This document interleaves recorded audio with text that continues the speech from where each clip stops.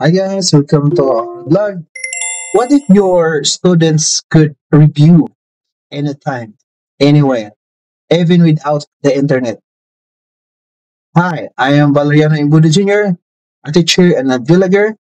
I created an offline web reviewer app to help students master media and information literacy, even in low connectivity areas. We know how hard it is to access learning materials without stable internet. That's why I built this app. No downloads, no data needed, just your learning. Case, I would like to demonstrate on how to use the app. So this is our app.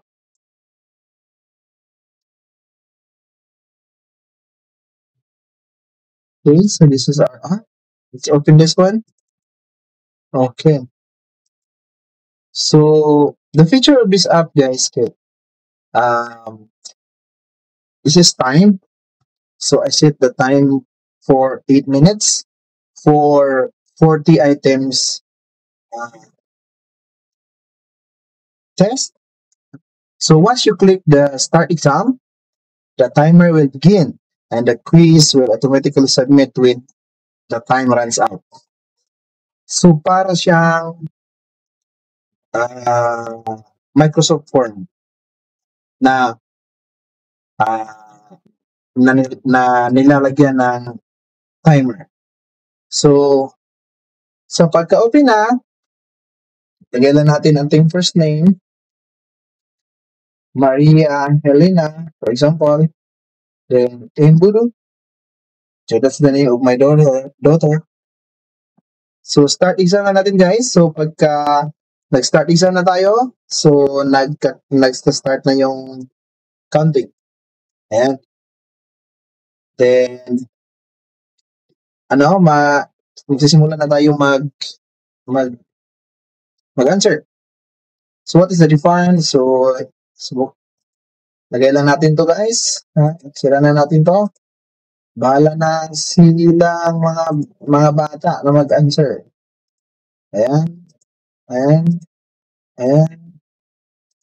Ayan. So ang kagandahan dito guys ay pwede ito kahit offline. Kahit anong device, pwede.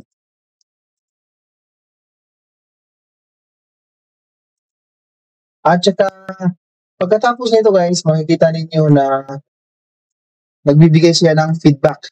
At saka, pinipresent niya yung kung saan kayo nagkakamali. At saka, yung tamang answer.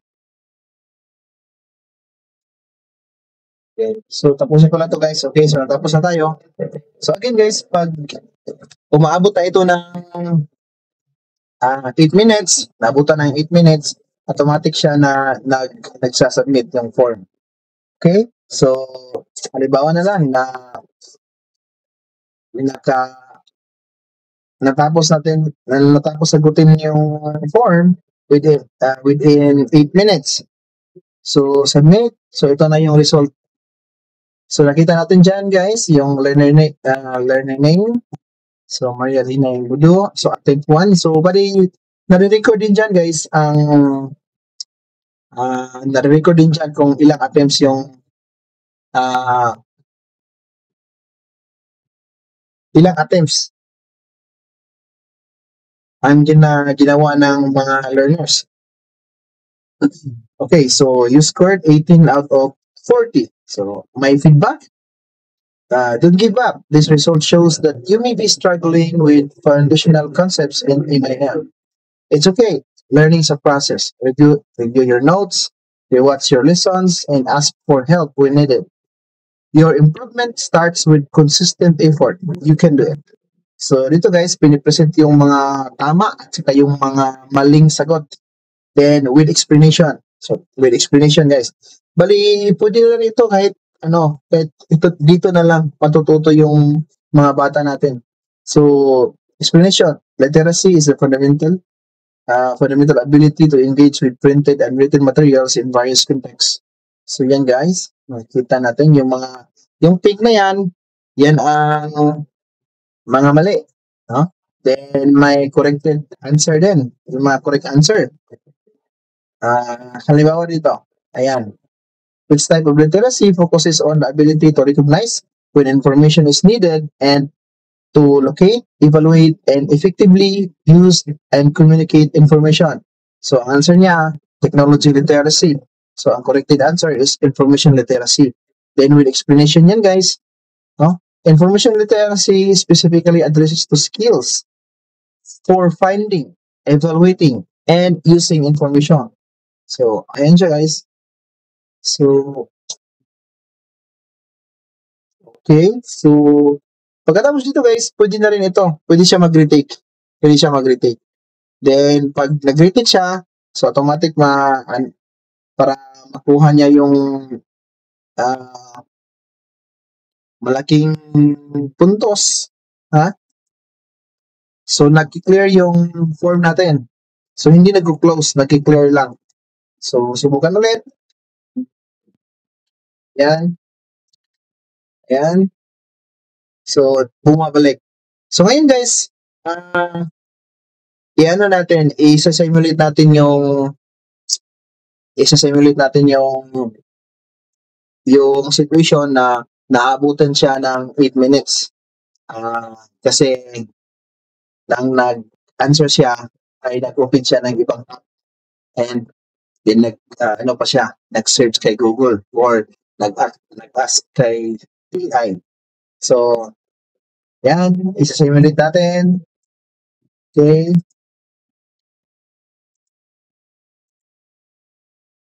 So, again guys, ang kagandahan nito guys ay pwede siya offline. So, pag may isang estudyante na nakapag-download sa device niya, pwede na niya i-share itong app sa kaniyang mga kaibigan o sa classmate gamit ang mga file sharing app. Share it.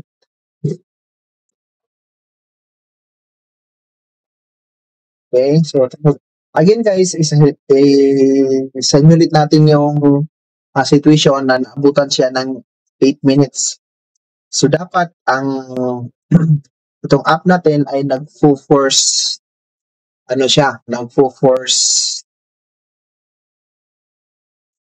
submit.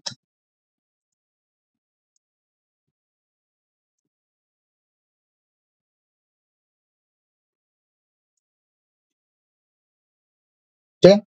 Yan. So hintayin lang natin guys na matatapos yung 8 minutes.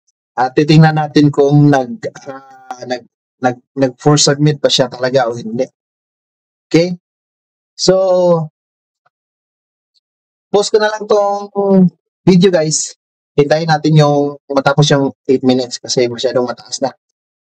Okay. Hi guys, so we're back in our video. So we have 10 seconds remaining. So, sinasimulate natin yung mabutan siya ng 8 minutes. Tingnan natin kung ano mangyayari. Ang dapat mangyari ay mag-force submit siya. Hindi natin, tingnan natin guys. Okay, ayan. Time's up. Your quiz has been automatically submitted. So, ang nangyari sa ito, don't give up. It shows that you may be struggling. So, the same. So, na-record yung attempts, guys. Ayan. Okay. So, ganito siya ka-powerful ang ating app. No? So, sa app na to, again, pwedeng mag-review ang ating mga learners kahit na walang internet. At sa result ay may explanation na. Then may feedback pa.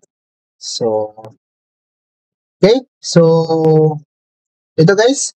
So, ang gagawin natin, so, you can download this app in the comment section in this video, just to share. Okay, so that's all for now, guys. Thank you for watching, and please support my channel to like the video. So that's all. Thank you. Bye bye.